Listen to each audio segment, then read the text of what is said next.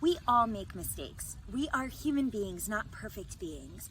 And too often, when we make mistakes, we don't put ourselves in a position to take ownership. We put the blame on the fact that it was just a mistake that we made.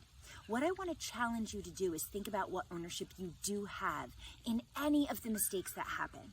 Right? I want you to think about what caused that mistake. Was it a lack of your presence, a lack of your awareness, a lack of your conscious being in that moment?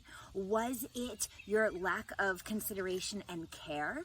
Was it a lack of skill, a lack of competency, a lack of concern in developing yourself to be able to execute appropriately? Was it a lack of preparation? Are there things that you could have done to put yourself in a position to not have that mistake happen? In the majority of mistakes that are made, there is ownership that you can claim in that moment. And that's where leadership comes in. So what I want to challenge you to do is to think about what ownership you have when you reflect on these mistakes that you have made.